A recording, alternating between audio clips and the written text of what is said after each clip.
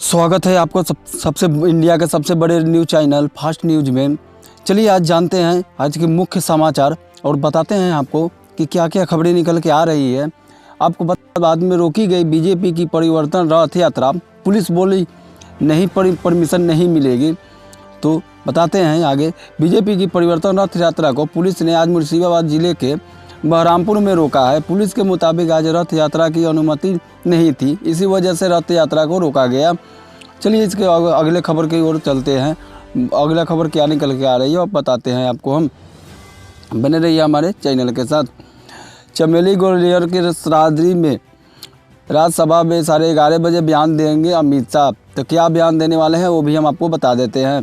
प्राकृतिक आपदा ने जान और मान दोनों की गहरा आघात पहुंचाया है। राज्य सरकार से लेकर के केंद्र सरकार तक इस घटना के बाद पूरी प्रक्रिया के साथ राहत व बचाव कार्य में जुटी है। आज केंद्रीय गृह मंत्री अमित शाह इस घटना पर राज्यसभा में बयान देने वाले हैं।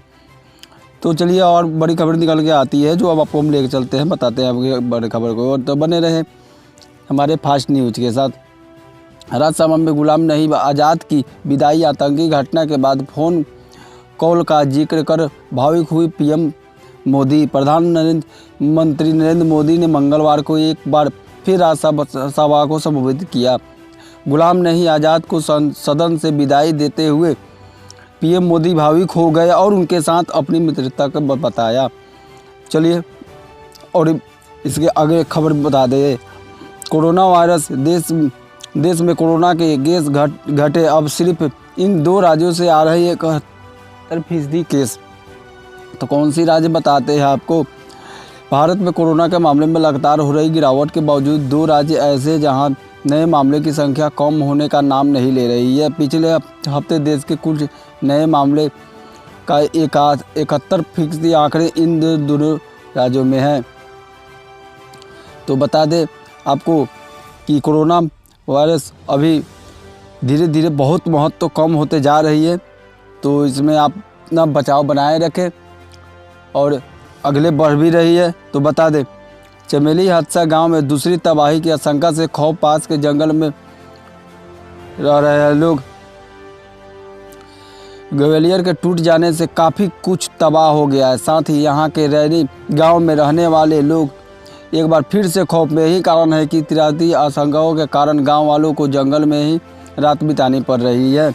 बिहार के कैबिनेट विस्तार से आपको एक और खबर निकल के आ रही है। एक्टर सुशांत सिंह को तो बहुत अच्छी तरह से आप लोग जानते हैं।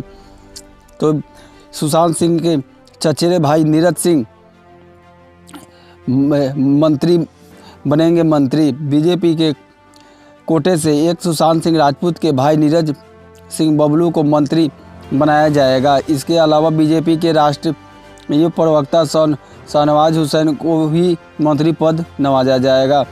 आज नीतीश कुमार ने यह फैसला लिया है। आज 17 मंत्रियों की बैठक होने वाली है, जिसमें आपको हम बता देते हैं कि वो 17 मंत्रियों में क्या क्या बताए हैं और किन किन को बनाने वाले हैं।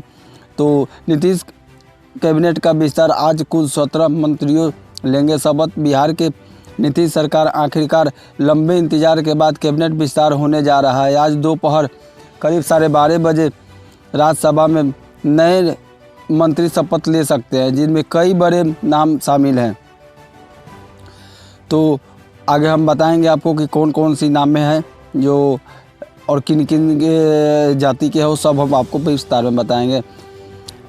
तो चलते हैं इसके और बड़ी खबरें की ओर। बता दें कि पीएम मोदी प्रधानमंत्री नरेंद्र मोदी जी ने और अफगानी राष्ट्रपति अशरफ गनी के बीच मरीवन बैठक। आज सहतूत डैम प्रोजेक्ट पर हो सकता है करार। सूत्रों के मुताबिक इस दौरान 286 मिलियन US डॉलर वाले सहतूत डैम प्रोजेक्ट को लेकर दोनों देशों के बीच करार हो सकता है। साथ ही इस बैठक में दोनों देशों के बीच आतंकवाद से निपटने को लेकर के राजनीतिक पर भी चर्चा की जाएगी। तो इसके और खबर आपको बता देते हैं। चलिए बढ़ते हैं अगले खबर की ओर।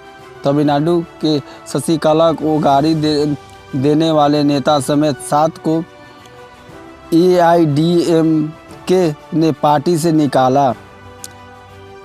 जेल से रिहाई के बाद से ही तमिलनाडु का सियासी पर पारा चढ़ गया है। शशिकला ने बताया। इससे पहले शशिकला ने चेन्नई में पत्रकारों से कहा कि वे जल्द ही सक्रिय राजनीति में आएगी। गौरतलब की आय से अधिक संपत्ति मामलों में 4 साल की जेल की सज़ा काटने के कुछ दिन बाद सोमवार को शशिकला चेन्नई लौटी, जहां उनका भव्य स्वागत किया गया था। तो चलिए आपको हम एक और खबर की लेकर चलते हैं। उत्तर प्रदेश की कुछ खबरें की ओर। जासूस में छिपाकर भारत लाया 19 लाख का सोना, कस्टम विभाग ने ऐसे पकड़ा। नजरों से बचने के लिए शख्स ने सोने के जुस्म मशीन के मोटर की अतरंगी और बाहरी परत के बीच ढाल कर लाया था। कस्टम विभाग ने इस मामले में कार्रवाई करते हुए आरोपियों को गिरफ्तार करके पूछताछ शुरू कर दी गई है। चलिए और आपको बड़ी खबर की लेके चलते हैं कि आपको यूपी की कुछ खबरें की ओर लेके चलते हैं। 22 फरवरी को बजट पेश करेगी योगी सरकार। 5.5 लाख करोड़ तक पहुंचा सकता है दायरा। उत्तर प्रदेश की योगी सरकार राज्य का बजट इस महीने की 22 तारीख को पेश करेगी। यूपी में 18 फरवरी से बजट सत्र की शुरुआत हो रही है। चुनावी साल से पहले हर किसी की नज़र इस बजट पर रहेगी।